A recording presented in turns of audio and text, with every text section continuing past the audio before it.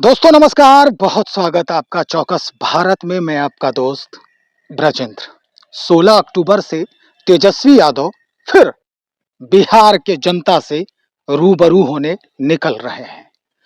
इसे जनता दर्शन यानी राज्य के जनता का दर्शन जो है वो कहा जा रहा है, नाम दिया जा रहा है कि भाई जनता का दर्शन करेंगे, इनसे संवाद करेंगे और जो कमियां रह गई है पिछले जो शासनकाल में, उन कमियों को दूर करने की कोशिश करेंगे।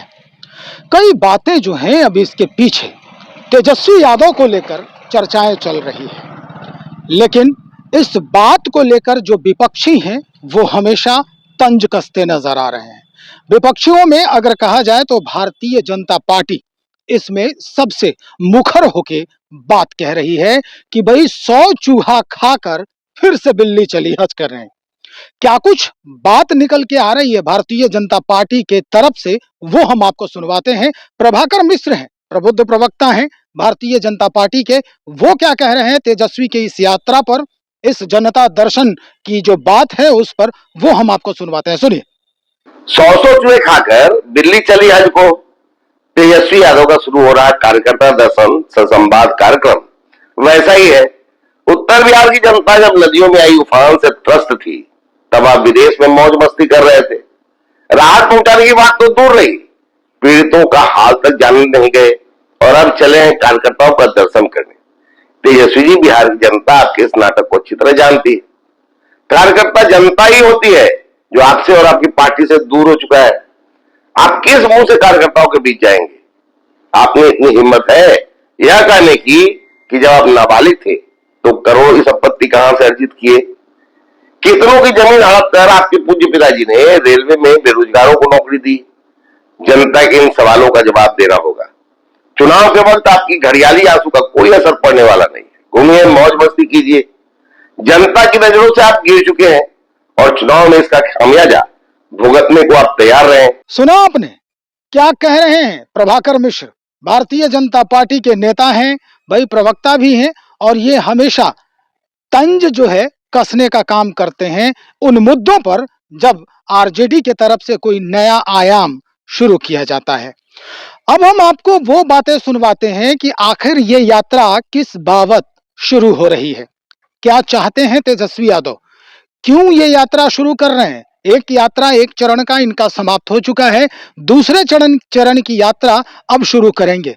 12 जिलों में ये दूसरे चरण की यात्रा करेंगे। लगभग 54 विधानसभा क्षेत्रों का ये जायजा लेंगे और वहां के जनता का दर्शन करने जा रहे हैं। जनता से मुखातिब होंगे, जनता से बातचीत करेंगे। आरजेडी के प्रवक्ता हैं एजाज अहमद, इस यात्रा को लेकर क्या कह रहे हैं वो हम आपको सुनवाते हैं। नेता प्रतिपक्ष तेजस्वी जी जनता के मुद्दों को, जनता की समस्याओं को जानने के लिए और पार्टी के संगठन और पार्टी किस तरह से हर घरों तक पहुंचे, इसके लिए कार्यकर्ता दर्शन सा कार्यकर्ता संवाद करने जा रहे हैं। दूसरे चरण की शुरुआत कल बांका से शुरू होगा और 26 अक्टूबर को संगठन जिला टेकारी में कार्यक्रम, वहां पर कार्यकर्ता दर्शन से कार्यकर्ता संवाद करके वो पटना वापस आएंगे।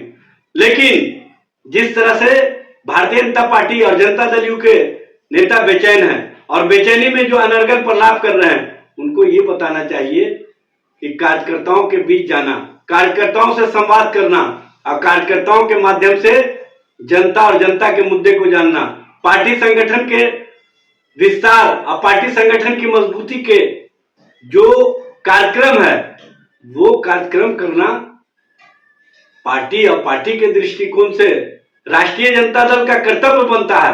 और तेजस्वी जी जो 17 महीने में नौकरी और रोजगार दिए हैं, जो 17 महीने में बिहार के विकास को नया आयाम दिए हैं, उस संबंध में लोगों और कार्यकर्ताओं से जानकारी भी लेंगे और ये जानने का प्रयास करेंगे कि बिहार में जनता की समस्याओं को हल करने की दिशा में बिहार सरकार किस तरह से काम कर रही है।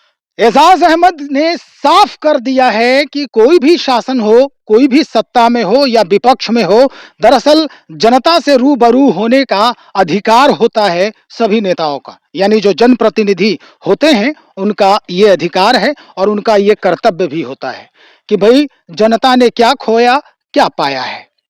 और विधानसभा चुनाव को लेकर ये निश्चित हो जाता है कि भाई अगले विधानसभा चुनाव के लिए जो रणनीति है वो कैसी होनी चाहिए।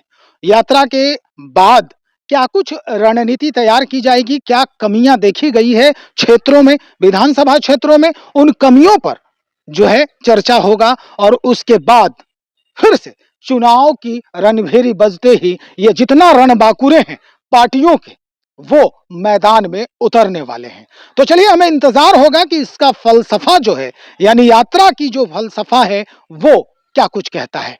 बने रहिए हमारे साथ, बहुत शुक्रिया।